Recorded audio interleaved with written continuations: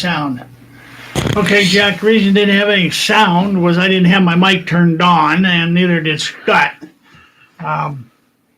We were exchanging cookie recipes. Yeah. And that, so that,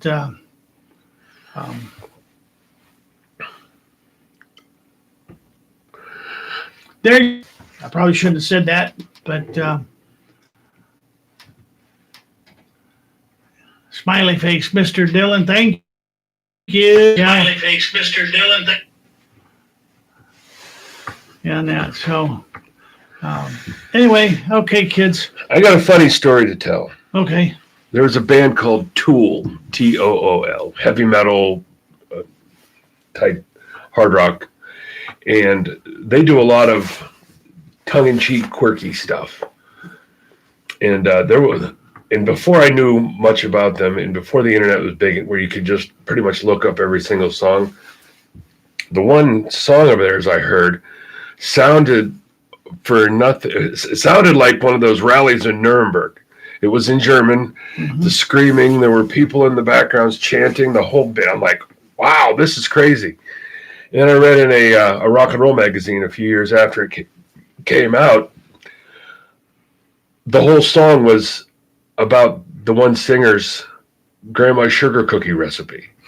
Just the way he produced it, and the way they put it out, it sounded like, one of the craziest rallies in 1940s Germany. But if it wasn't, that was his way of kind of sticking his tongue out. Okay, here's something. You go ahead. I just discovered something that I need to probably look at here. All right. So. Okay, go. I'm just, going on and on here about that, and then just thinking more and more about the whole being prepared for the possibility of unrest, whether it's a natural disaster, a man-made disaster, civil disobedience, what have you. At some point, when you show up to Walmart, they're not going to have anything. They're not going to have enough of it. And if they can't get the food in. So, boys and girls out there in radio computer land, what are you doing to get yourself ready? I know we talk about this and talk about this ad nauseum. Mother and I just went down and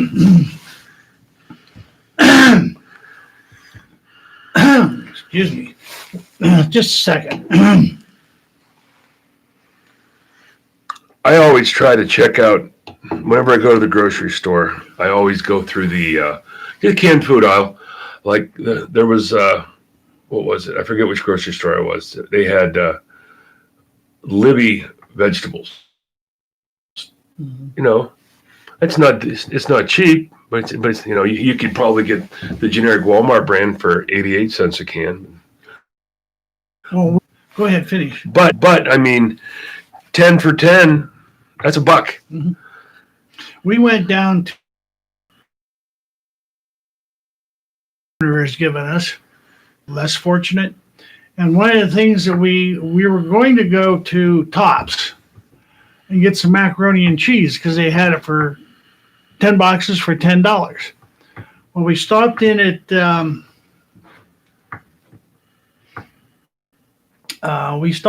Dollar General downtown here. I don't know if you have Dollar General in your area, but it'd probably behoove you to go there. They had macaroni and cheese for now. Wasn't we got them some? We got 10 or we got a dozen boxes of the macaroni, 4 cans of Spam. Your connection is unstable. Okay, don't tell me that we're having problems because we're now talking about helping our fellow man out with some food. I'm going to have, it just makes... Actual technical difficulty. Yeah. So, but anyway, if you can, and you have a hungry person knocking at your door, you've only got 2 choices. you either have to feed them, and this will probably get us banned off the thing here. You either have to feed them or you're going to have to shoot them. Because if you don't feed them, you can't negotiate with a hungry person. Okay? They're going to come back and try and take whatever you got. And even if they have to try and kill you to get it. So buffering a little, but not too bad. Well, and the lack of the support of, oh crap, what was the name of that shit? Oh boy.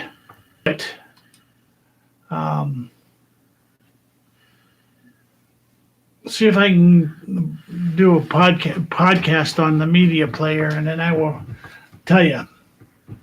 So anyway. Yeah, Bitcoin was $100 in 2014. Now it's $33,333.03, but silver hasn't changed. And that. And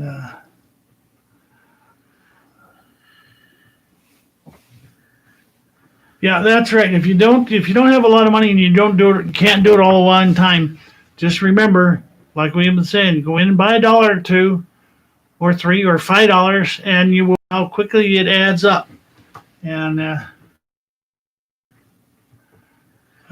so the prices here haven't gone crazy. There've been some items have gone up in price, but they have not shot skyward by the barrel full like some of the stuff is predicted to go to, and that so.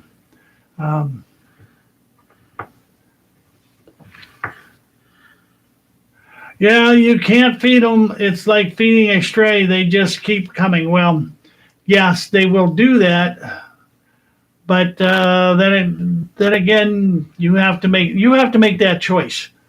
And like I said, they will, if they find out that you have food, even if you're not giving it to them, they're still going to come after you. They're still going to come after you, and that. So you just have to roll the dice and figure out what's going on. And I got the kids talking now. Dollar Tree. Yeah, we have a Dollar Tree in town here.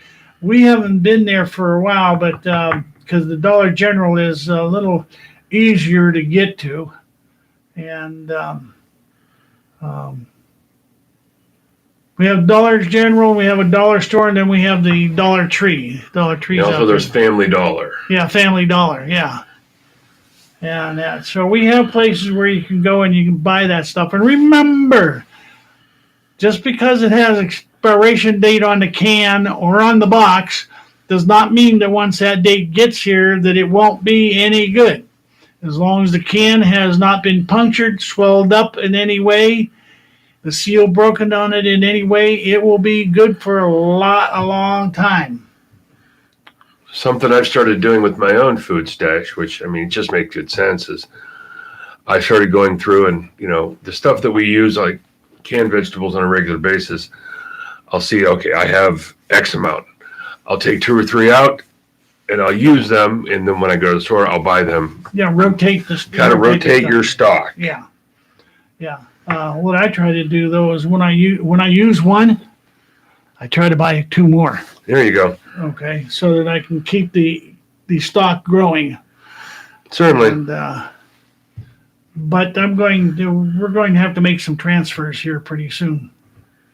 You're right there about that. I mean, it's not necessarily inflation of prices. It's just that they're packing in smaller cans, and for the same price. So you're still getting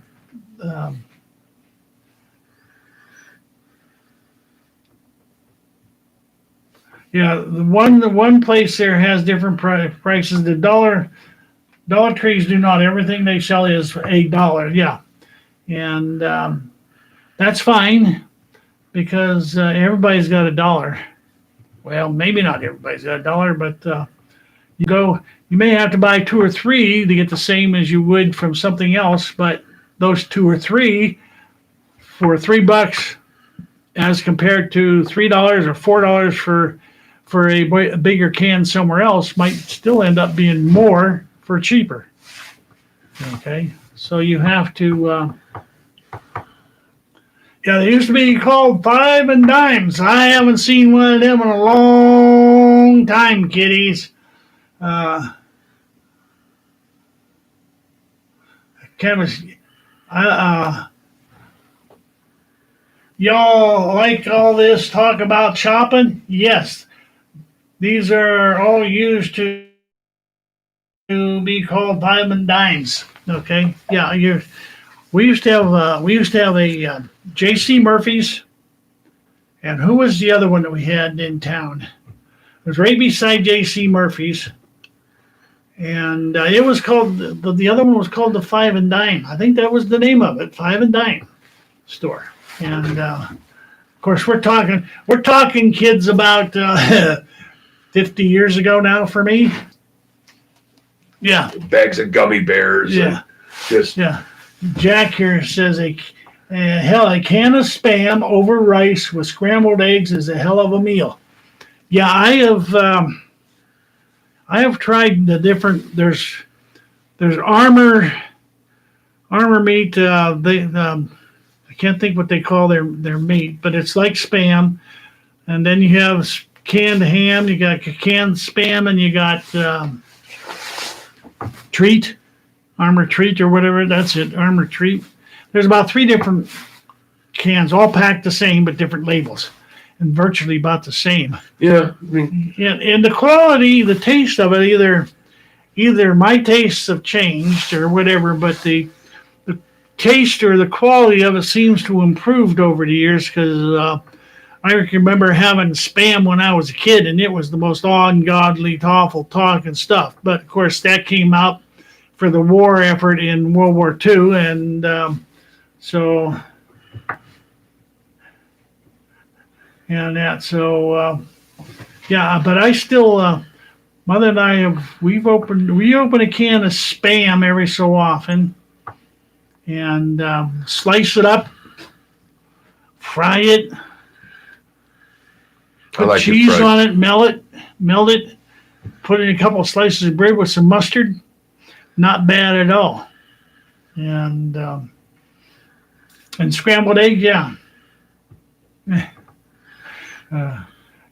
Yeah, G.I. Joe says, as long as it's not shopping for ammo. but the thing is, eventually, someone's going to need that can of food, and they're going to have all kinds of. Can be used to barter for something else that you may need. And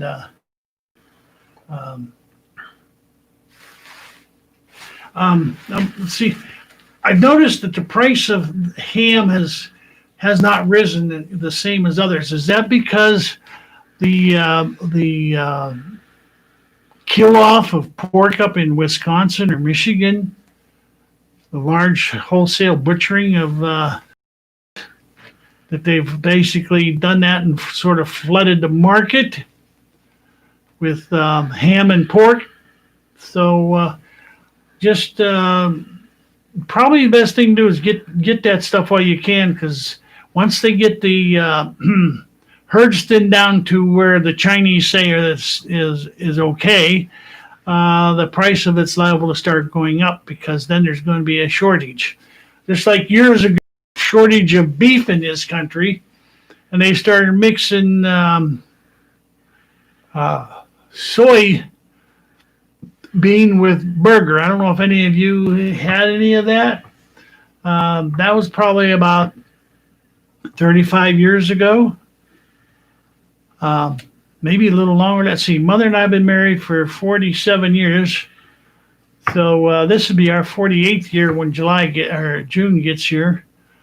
So I'm going to go back as long as 40 years ago. So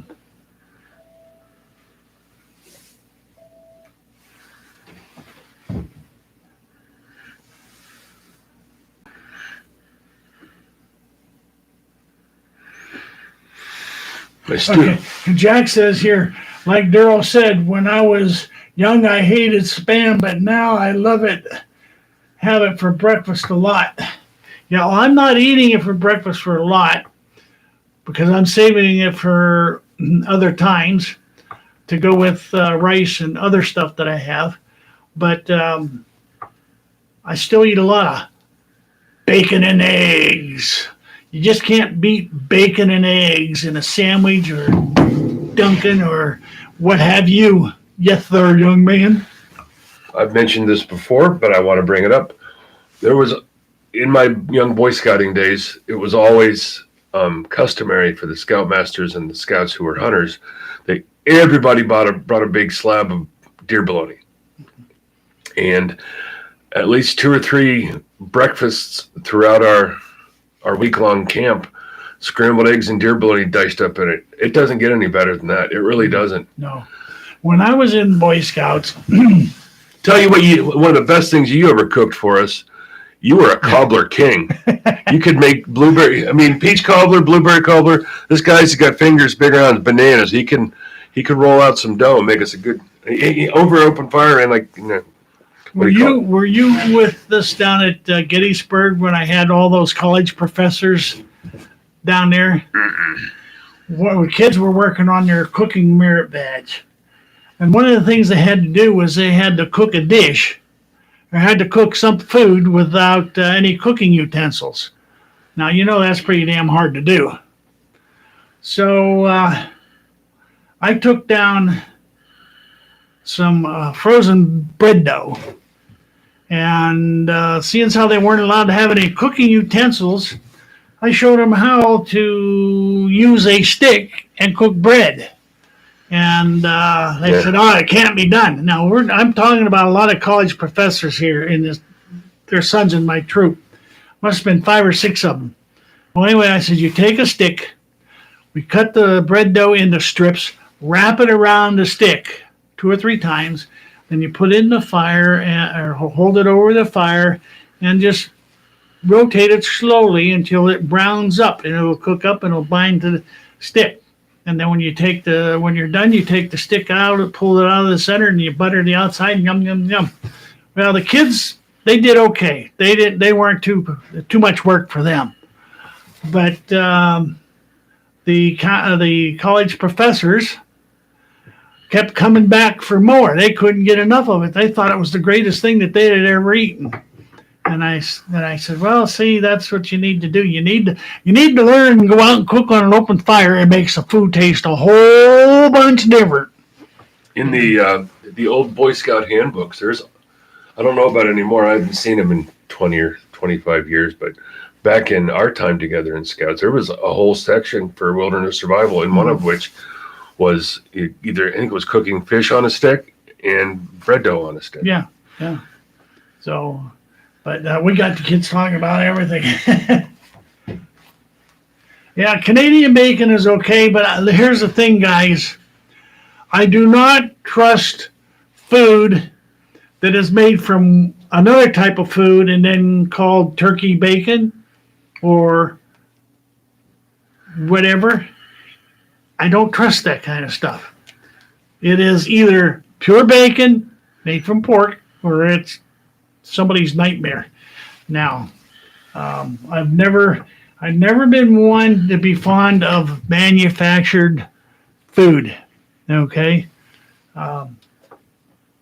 So anyway, yeah, I even took a steak and cooked steaks without pots and pans or griddle, and that I had a steel rod that I carried in my pack, and Cannabis is saying, funny, no buffering now. I wonder why. That's because they like turkey bacon, maybe, huh?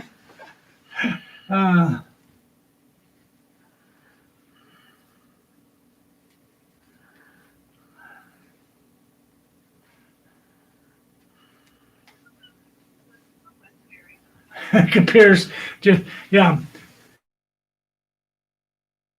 Emmy says that, we were no buffering right now. And G.I. Jones said, right, Emmy, it all a coincidence You tell us. Our fat chickens, our fat checkers say us causing a lag is just conspiracy theory. Yeah, did I say? Yeah, fact checkers. Yeah. Okay. So anyway, but you go down to those stores and you can get cans of chicken, beef stew. You can get turkey. You can just get canned beef. Um, I like corned beef hash. I'm not fond of corned beef hash. I'll eat it, but I'm not fond of it. Um,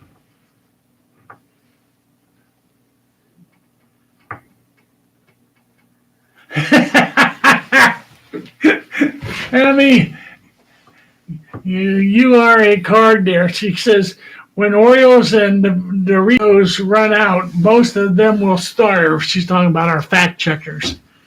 Hey, GI Joseph, I see you're using that same little asterisk after your comment there.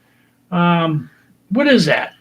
Like I say, I'm not familiar with that stuff, so uh, it's a yellow circle with a blue line through it, and there's some sort of an emblem in there. I don't know if that's a flat tire or whatever it is. So if you will tell me what that's supposed to mean, I will be glad to know. You see it on your thing there, Scott? Oh, thank you. Okay, that's what I wanted to know. Crying face. Yeah. Thank you. Okay, that's what I wanted to know. So anyway, yeah, here we are, 25 minutes, hardly any buffering because we're talking about food and foodstuffs. So yes, sir. Turkey in the ground. Yes. That was fun. Yes. It was good. Yes. It's not an easy thing to do. You got to really put the effort into it. Yeah. Yeah, that was one of the things we experimented with when we were in Boy Scouts.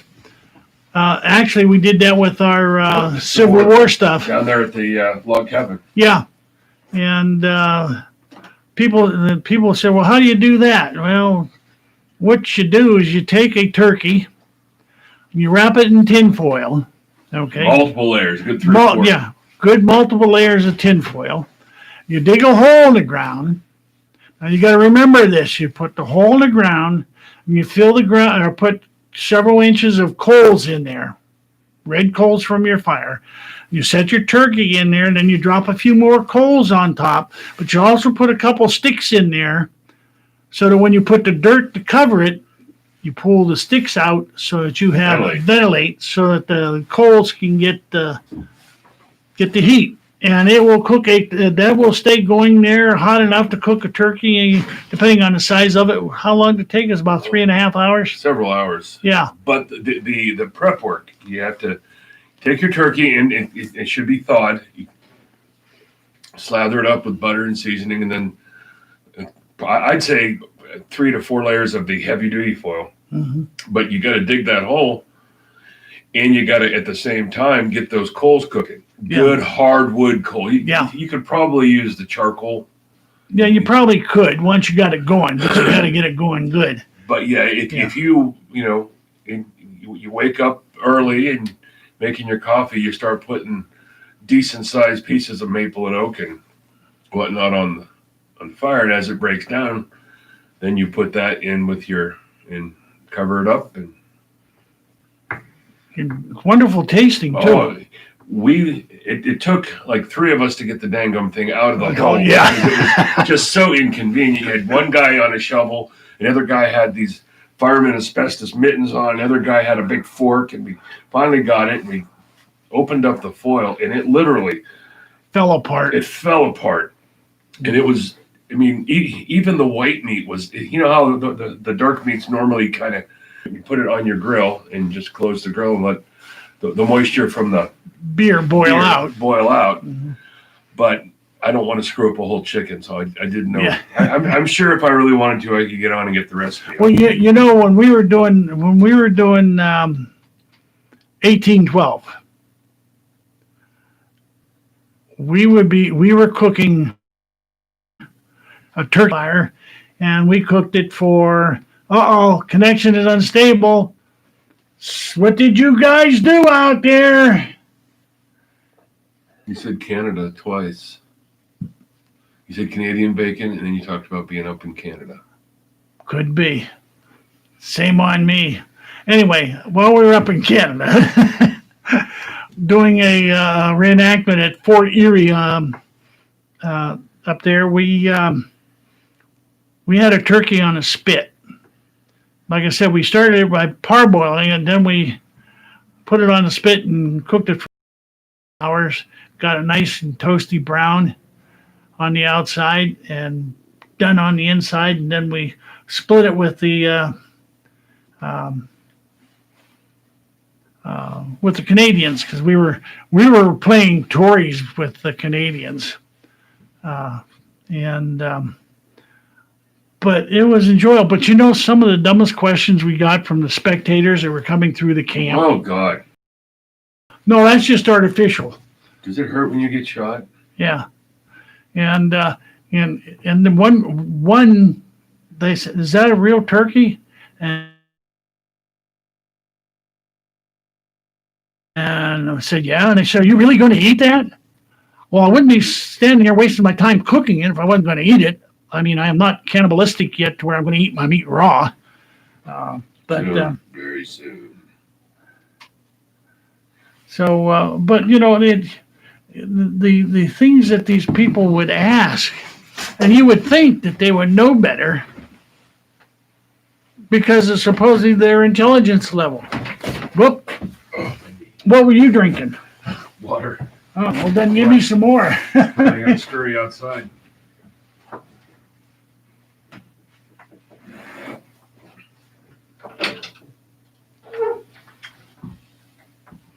Yeah, I've GI Joseph. I've heated baby bottles on there on the engine. I've heated cans of beans on the engine. Cooked hot dogs on the engine.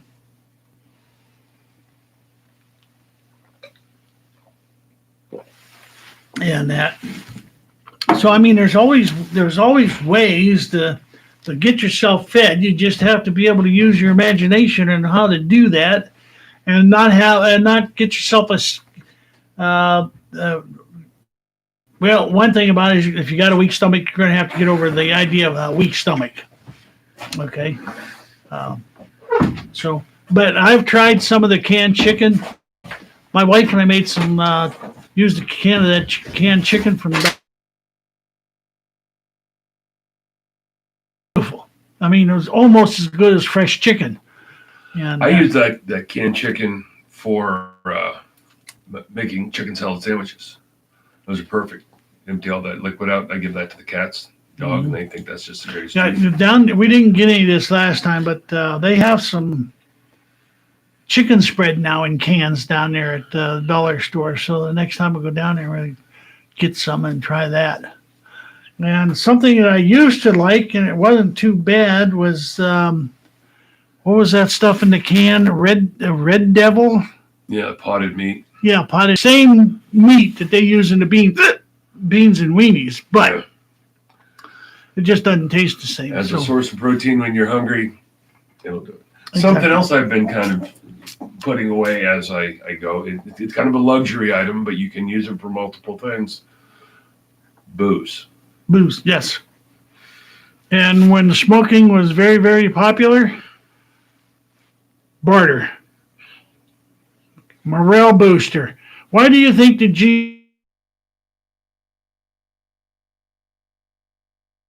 GIs got cigarette? Okay. You can sit back with your buddies and have a smoke and have a cup of coffee and pretend like you're back home, sitting in the general store talking about crop rotation. It takes away from the scariness that you're probably not going to make it home. Mm-hmm. But exactly. And so many of them did not. That's right. My father-in-law, my wife's father, he was in the Battle of the Bulge in World War II. And he never talked about it. In all the years that Kathy and I were married, he never talked about it. He was always quiet. But in his later years, it did haunt him and he turned him into an alcoholic. Okay, he was a medic over there, and I mean, we got the medals he's got. I mean, it's all because he really was. I do like a pipe now and again, and I do like a good cigar. And that's why this week I was smoking a cigar. And if you tuned in last week, I was smoking one then too. But every time I go to the doctors for my checkup, they says, "Do you smoke?" Yeah. I said, "A cigar or a pipe once or twice a month." Well, that ain't smoking. Yeah. Okay. Do you drink? Yeah. Maybe once or twice a month I'll have a shot of whiskey or a can of beer, maybe both. Well, that ain't drinking, so.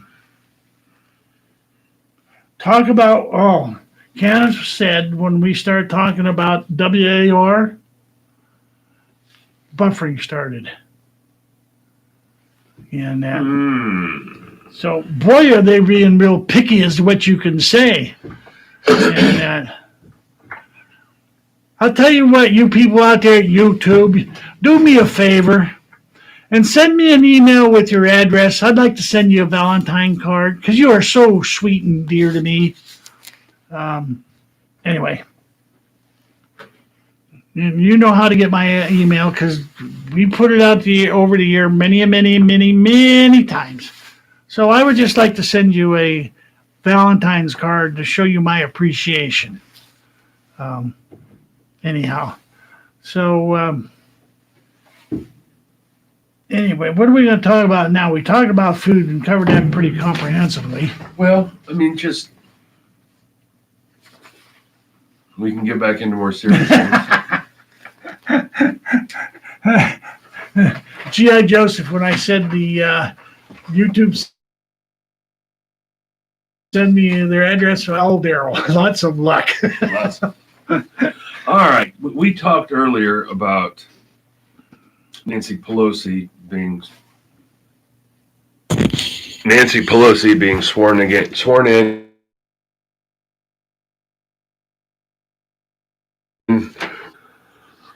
But here's something that kind of frustrated me when I saw the whole rules are for thee, not for me. Members exposed to coronavirus using separate entrance, secure enclosure to vote in speakership election. House members who are otherwise supposed to be in quarantine due to exposure to the Chinese coronavirus are reportedly using a separate entrance and secure enclosure on Sunday to vote in the speakership election. Capitol Hill physician Brian Monahan said the members in question who tested negative for the virus will be permitted to vote via a secure enclosure. Such will ensure continuity of operations of essential functions.